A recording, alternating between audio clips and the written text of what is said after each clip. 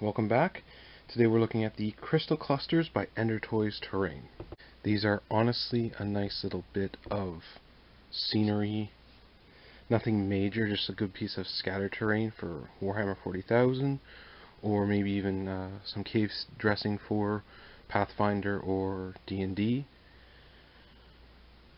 We have seen something similar to these previously in the, I believe it was the Objective Markers set. You get 3 different designs, 2 larger ones and a smaller one, and ideally if you mix them around on the board, you're honestly not going to tell the difference between the 2 larger ones, and they all flow and feel actually kind of natural if you've ever seen some larger quartz crystals.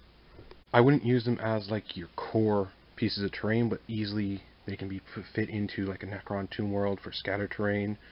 If you're playing D&D Pathfinder, Underdark, or even Feywild Adventures, can easily have these magical looking crystals. You paint them up something like Tesseract Glow or Aethermatic Blue contrast paints to get a neat crystal effect. I've got one of each here just to give you a size comparison. So for a Plague Marine on your 32mm base, you could use it as a bit of a barrier. I wouldn't trust him to hide behind it and not be seen. So same for this one, the other large one. As for your small, it's really not going to do much to hide behind. It's just going to look pretty. Moving over to a D&D mini on a 1-inch base, you can kind of see how this smaller crystal will cover it.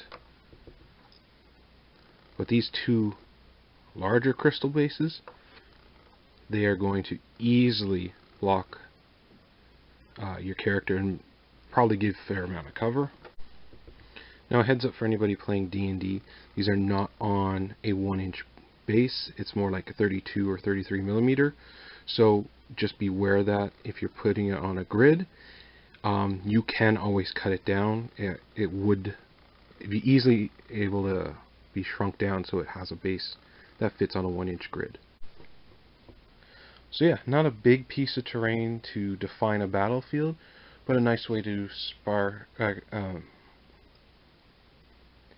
so it's not a big piece of terrain to have as a showcase or a centerpiece on a battlefield, but it is a great way to add a little bit of flavor and variety to a battlefield. So let me know what you think, and I'll see you next time.